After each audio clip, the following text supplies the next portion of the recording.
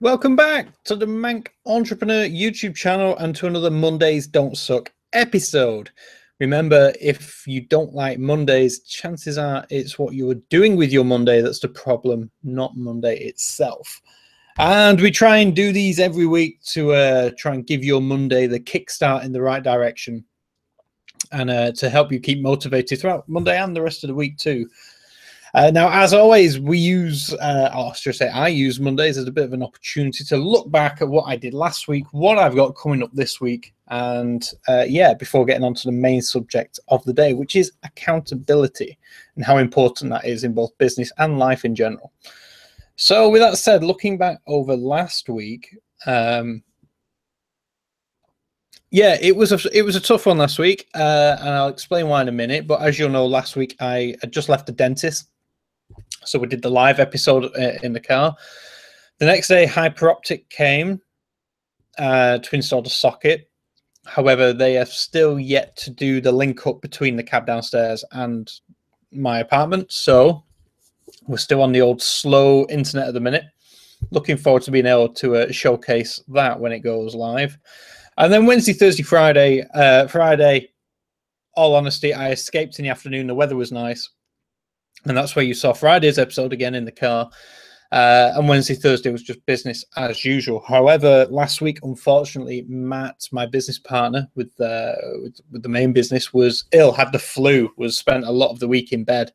And that hinders sort of progress as some of the stuff which we had both outlined to do that week couldn't get done because it needed us both to be working on it. Now, that is one of, and me and Matt have always said that, the biggest weaknesses of our business is that there's some things in our business which do require both of us to work on in order to get done. And that means that if one of us is not around, then not that side of the business can't really progress. So that was a bit of a tough one last week, but there's nothing you can do. You know, no one would choose to be ill.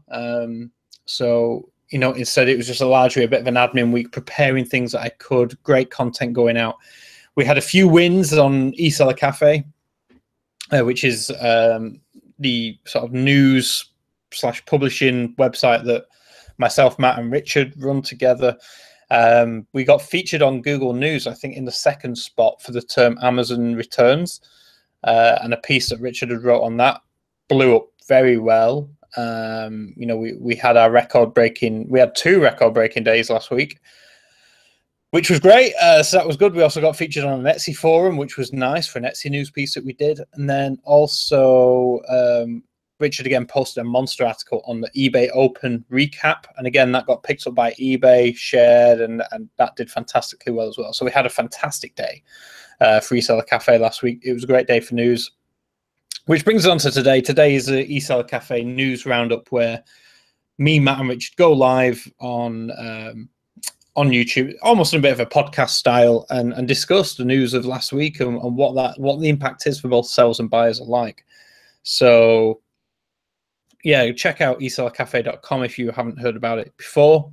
We are live at 4 p.m. this evening or this afternoon, UK time. So, I said, check out the socials and the website on that, or head over to the Understand YouTube account, and it'll be on there. So, yeah, that's what's going on today. Myself and Matt's back with us. He's back in the land of the living, so we'll be catching up in about half an hour. He's been a bit busy this morning with some bits and pieces, so yeah, we'll crack on with what we really need to get on with today before that happens. The rest of the week is hopefully pretty much a good one. Just checking the calendar. The only thing on my calendar this week is Friday. I'm back in Oldham doing some mock interviews with the Prince's Trust. So, yeah, that's usually the past few times I've done that. That's usually a morning to early afternoon job. And yeah, so I won't be around. I won't be doing the day job Friday morning, but the rest of the week I'm here, and hopefully we can get loads of stuff done. Get some recording done, some rolling out a new program that we're working on. So yeah, fingers crossed today will be a good week. Anyway, I've spoke far too much about the calendar, and today I want to talk to you about accountability. Now, you may have seen last week on Thursday, I think. Yeah, Thursday. For anyone who didn't see it, who's watching the recording, I'll put a link up here. I talked about how difficult it is, or how I think it was the struggle of trying to be healthy whilst working from home, or running an online business, one of those things. And that resonated really well with a lot of people. That video's done very well, to say it was only posted about 3 or 4 days ago. And I got some great comments in the comment sections. Thank you for those who reached out and got in touch about that. Yeah, it seems like I'm not the only one struggling with this, which is great. And I sort of said in that video, I need your help to hold me to account when it comes to the health stuff, the fitness stuff. And thank you, firstly, to those who've done that. And for anyone who doesn't know what I'm talking about, head over. There's a link in the description. I run a Facebook page for the Manc Entrepreneur. And in there, that's sort of turning into, I'm sort of posting in there daily now a picture of from me in the gym or me doing a workout, which started on Friday. And the sort of feedback I'm getting, the comments I'm getting are really great. I appreciate that. Firstly, huge shout out to Peter, good friend of mine, who's really he's called himself the Manc Motivator, which I love. And he has every day, well, except Sunday, he skipped Sunday, which is fine because I didn't really do much Sunday. Sunday was a rest day. But every day he's posting a video of what he's doing and then making sure I do something, and it's great. So thank you, Peter. Also, Ray, who is a friend of mine who actually works at the gym I go to, he always helps out if ever he sees me in there. So again, really appreciate that. And also all the other people who leave comments on the pictures and the videos that I post regarding the workout stuff. I really do appreciate it, and it is helping. It helps me massively because now I feel like I can talk myself out of it. As daft as that sounds, I can convince myself that the gym is a terrible idea and I've got much better things to be doing. But you guys are now keeping me much more in check with that and going, no, you said you were going to go to the gym and these were the rules that you set, which comes onto the accountability part, because now you're holding me to account about what I've said. And I said that I think the 3 rules were something like there'll be I won't check Skype on the days that I'm going to the gym or doing a workout before I've done the workout. I won't check Skype or get involved with work until I've then eaten after the workout. So I'm actually having a proper breakfast and eating properly. And there was a third one, which I can't remember, but I think it's in a video somewhere on a Facebook post. Or maybe in a comment section on the video. I can't remember. But yeah, there's 3 rules which I'm basically trying to stick to. And so far, that's working very well. So that is... And that's what I want to talk about. Is that's an example of me holding myself, or getting someone to hold me to account in life, in something not related to work. And this is why, if you think about it, why things like Weight Watchers and I'm sure a whole host of other like slimming classes and those weight loss programs work so well, because it used to revolve. I'm not sure if it still does, but I know my mum used to do it years and years ago. But it used to revolve around you going to a place at, say midday or 4 o'clock in the evening or whenever it was, and you get on the scales in front of everyone else who was in your sort of Weight Watchers class. And all of a sudden, that's quite a daunting thing. And you're being held to account by all these people because you don't want to let them down. You don't want to be the person who is putting weight on. And it's that group mentality. It's almost peer pressure in a way, but being used for good. And that's something which, I mean, right now, I feel great. I mean, it's only been like 3 days since Friday. I went to the gym Friday. I did a HIIT workout Saturday morning, then walked like probably about 5 miles around bloody Manchester. It felt like 5 miles. And then today, Sunday, I did a little bit of walking, but nothing that really constituted a workout. Friday, I also did some bit of golfing, which, a lot of arm movement. And then today, I've been and done legs and back this morning in the gym. And that, as coupled with eating properly and not eating crap, I'm feeling the benefits of it already. And it works the same in business. And this is the point of today's episode. It's like accountability works outside of business, but it also works in business as well. We've noticed this with John Hayes, who you've heard me mention a few times. He's done an interview on the channel. But John, we hired John as a sort of a consultant to come sort of into our business and be that third person in the room, to be that person who questions why we do things, to play devil's advocate and sort of say, well, why aren't you doing this? Have you thought about doing this?